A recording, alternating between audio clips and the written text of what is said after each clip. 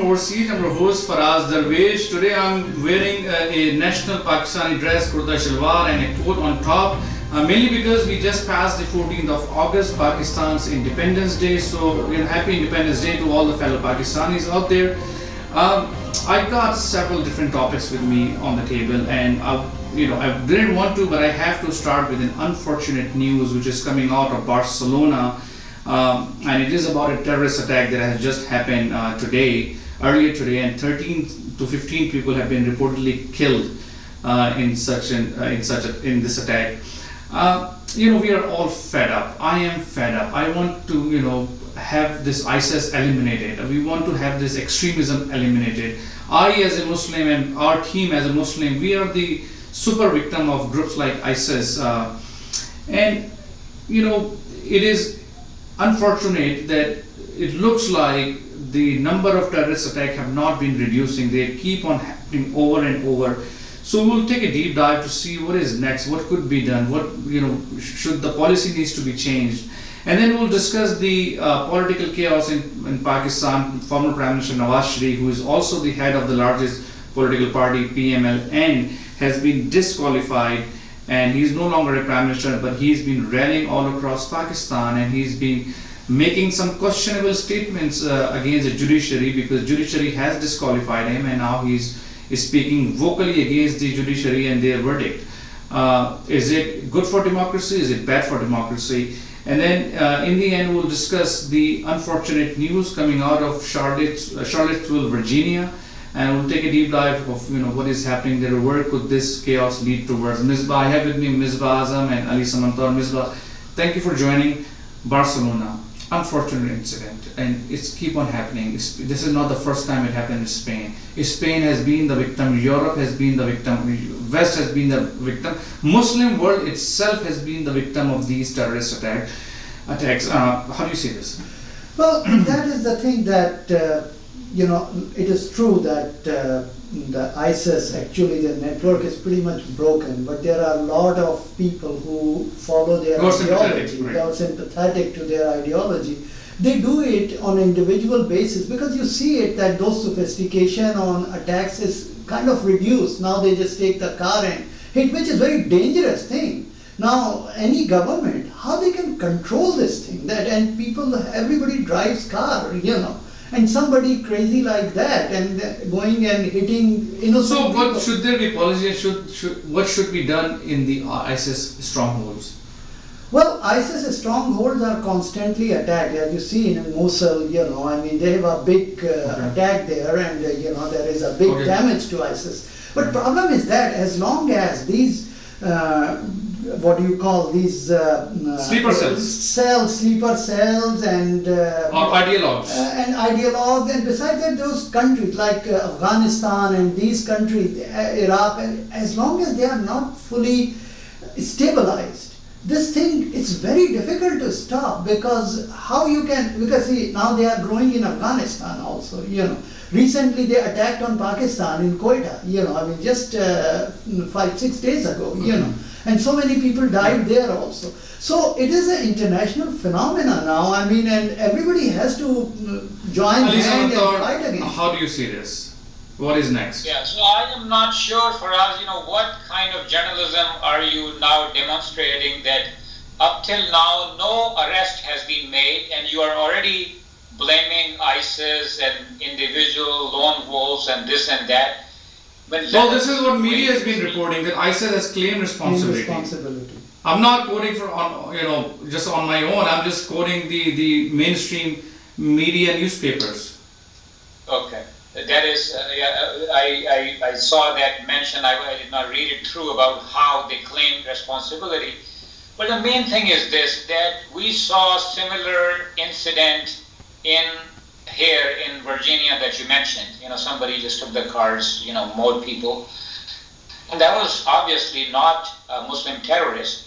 So, we should not, let us first have some kind of arrest. Listen, you have to look at the level of magnitude. Also, one more thing, which is that I hope that this will not end up like what we saw in the Italian terrorist attacks, and the French terrorist attack, in which the people who were said to be responsible for the attack were killed in a shootout with the police. I don't want these people to be killed. I want them to be arrested so that we can get some intelligence and find out what is happening. Okay, so you saying you see some conspiracy theory here? No, there's no conspiracy theory. This is called simple and pure journalism. You cannot start with a premise that this is the way it has happened. You just wait and you let the... So what do you expect, Cemendtaur? You expect those terrorists to be produced on the media and you know and explain you how they executed the terrorist activity? But at least everything should be done to arrest them alive and not kill them in a shootout as we have seen in the past. That is exactly what we want to know so that we can understand the motive and their connections. Yeah, but if they are shooting at the police, what choice does police have? If they are shooting at the police have got no choice but to shoot back. Not quite, because you know, I mean, they would run out of ammunition, so things can be done, and you know, I mean. So okay, I'm just trying to understand this. I'm not going into the details of this. I'm just saying that. Okay, let me try to understand, Cemendtaur. You are saying they should not be killed, they should just be arrested, and then you would like to see a report that says that they are part of ISIS? Is that what you're saying?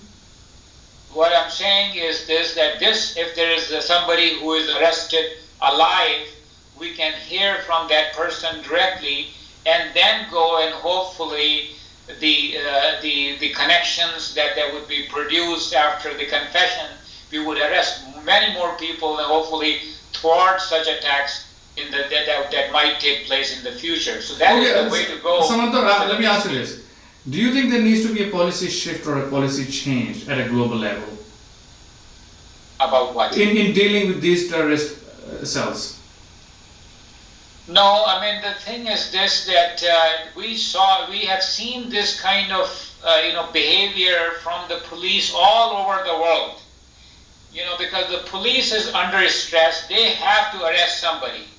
And there can be many things that can go wrong if somebody is arrested alive. They can confess first and then they can go back and all this. So the police takes the easy route and kills such people.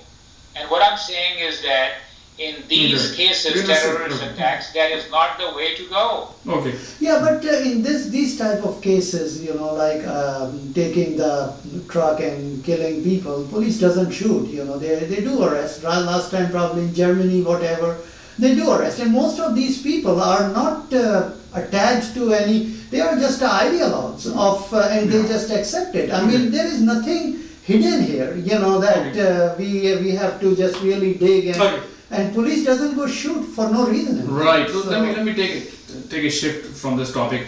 Political chaos in Pakistan. Ali Cemendtaur, how do you see this political chaos? Last time we did a show with Riyaz. He's not here today, but he was making a point that former Prime Minister Nawaz Sharif, he is working against the democracy because he is passing statements against the judiciary and he is trying to weaken the judicial institution. No, I don't agree with Riyaz, but in the interest of having a dialogue, since I know Misbah's position, let me tell you what people on the left are saying. People on the left see a conspiracy. They think that sometime, a while back, somebody in GHU, people in GHU, they decided that they want to have control these political people, political leaders and parties from behind, but they want to have clean politics. So they could not do this with Zardari because of him being a Sindhi, but they could do it with Nawaz Sharif. So they are the ones who are basically pulling these strings and making this. No, I'm not sure what you. I did not fully understand your point of argument. Why were they not able to do it with Zardari? So just one second, Faraz. So I have laid out to you the argument that I see coming from Misbah. Now my counter argument, and which is, why not? What's wrong?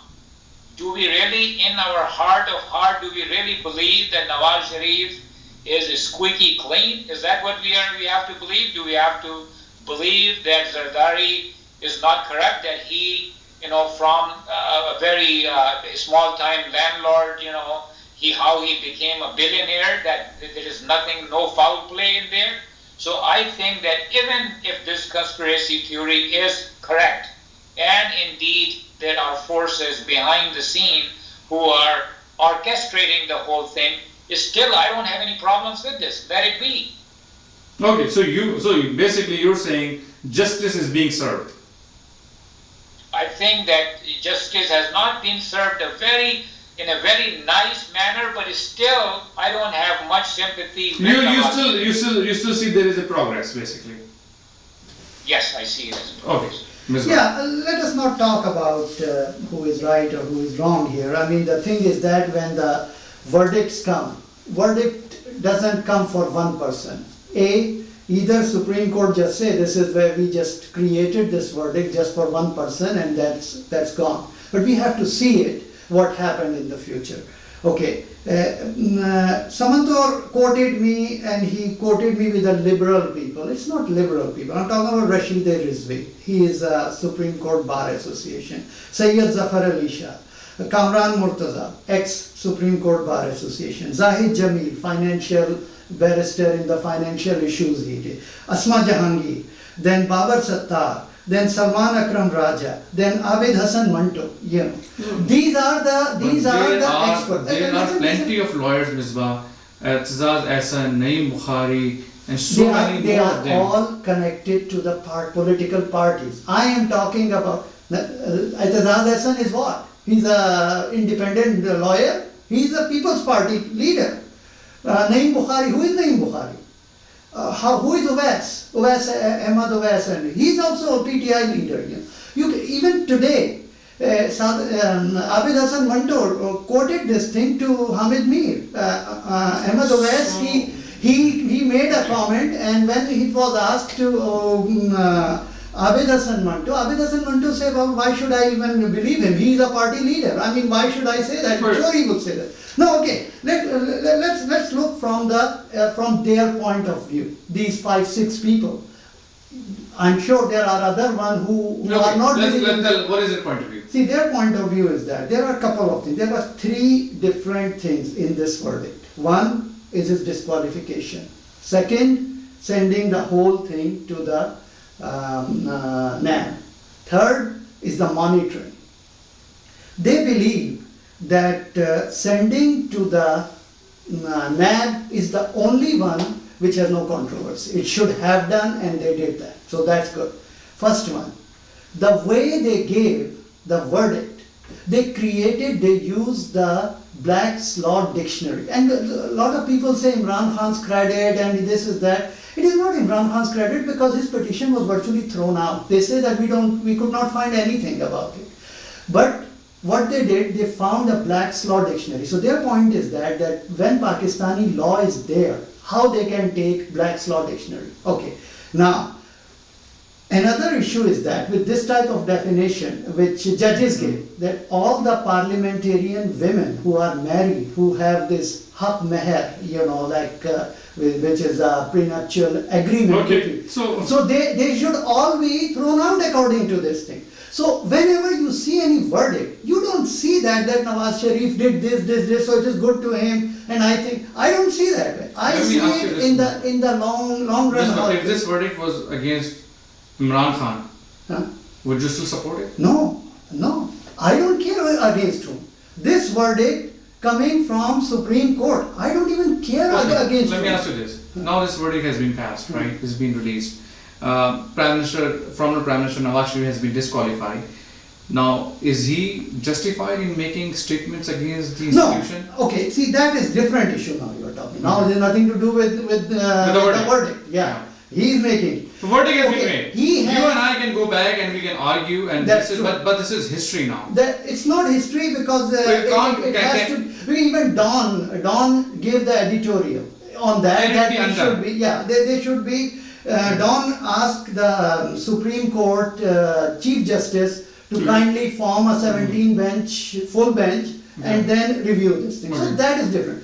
Okay, now coming back to your second point, which is very different. Okay, as a citizen of the country, he has a right not to accept and criticize, but he has no right to insult those judges and saying that 5 judges throw me out and they are no good. You know, he's kind of destroying his own case by doing these kind of things. You know, my concern with justice is nothing to do with Nawaz Sharif or Imran Khan or anybody.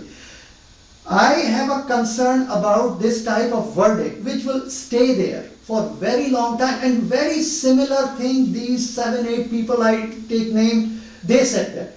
But just because Etizaz Hassan is not agreed with them or somebody else not agreed, doesn't mean these guys' credibility goes down. You know, they are very credible people. Babar Sattar, do you think that he is a supporter of any party or anything? In my view, the verdict has been passed, it's been released. Now there is really nothing we can No, do. actually there is a review and Okay, let's see what happens. But Prime Minister, of the political chaos, the Prime yeah. Minister Nawaz Sharif, he's taken out his anger with basically, you know, not even thinking what he's saying.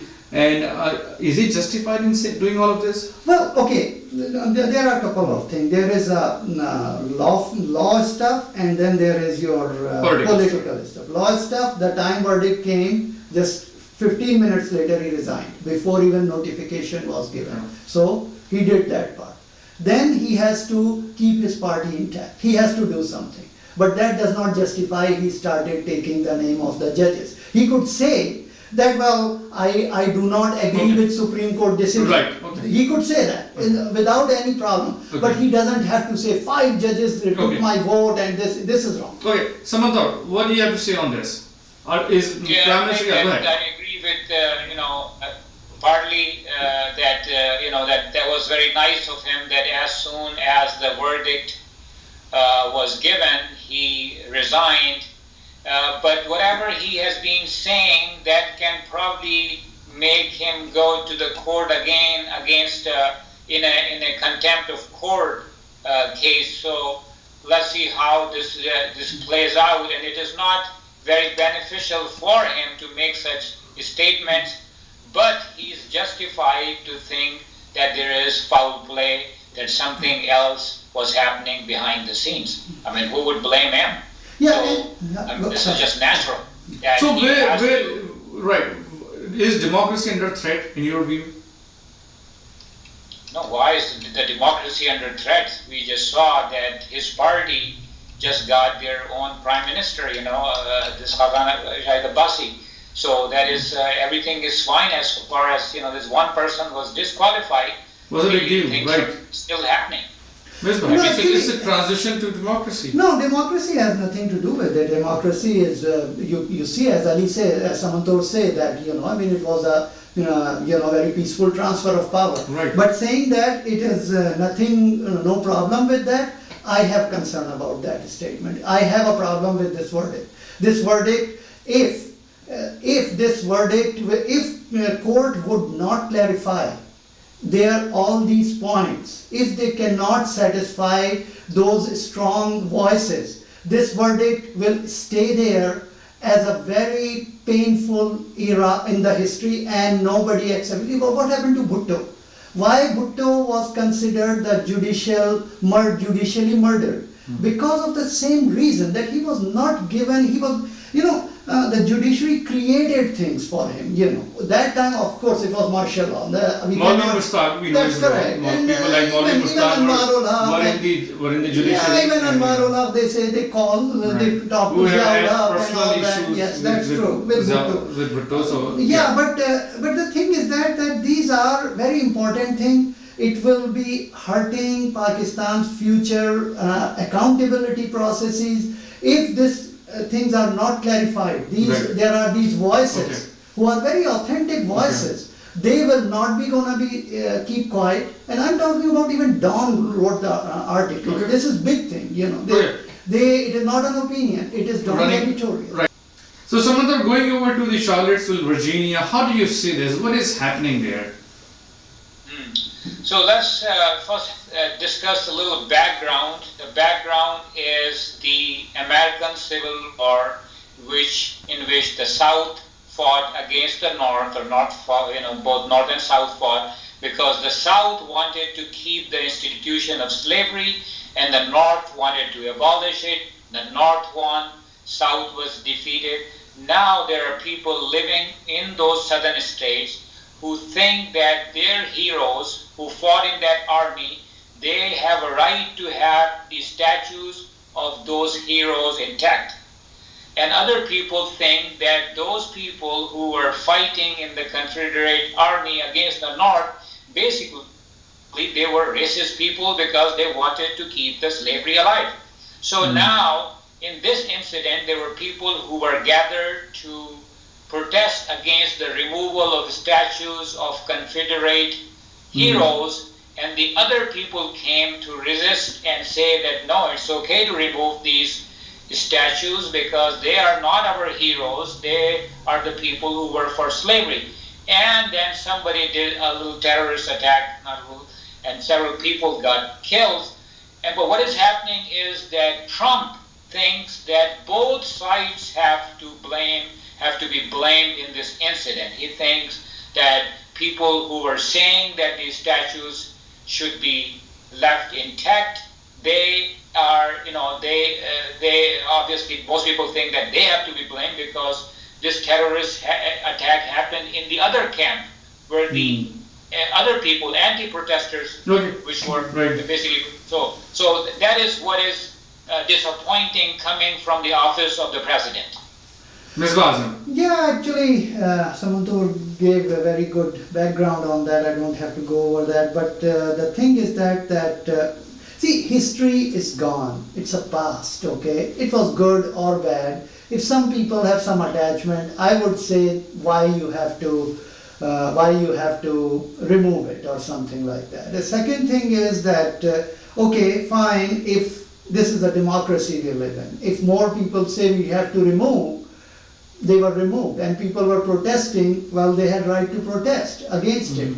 And the other party has a right to protest in favor of this decision. So there was no need to take a car and ram into the crowd and kill people, I mean, it is just killing the basic concept of you and I can sit down. Not respecting opinion. Yeah, that's true. You and I can sit down. But there is the other side of the story where people are saying he was under threat, and he fell under threat, and therefore he drove the car. No, actually, how he's under threat? You saw the video. He just came from the empty road and rammed into it, and then back off and left. I mean, I don't think he's under threat or anything. That's what the other side. What I saw on social media. Sure. I mean, the thing is that I'm pretty sure if you ask those some people, local people in Barcelona, who are their relative or who did this crime, they would come up with something too. I mean, this is, I don't agree with that. I think we're towards the end of the time. Misbah and Ali Cemendtaur, both of you, thank you so much. Audience, keep watching Viewpoint from overseas. You can see our Twitter, you can see our Facebook. Please send us the feedback, your questions, your inputs. We'll be back next week with more topics.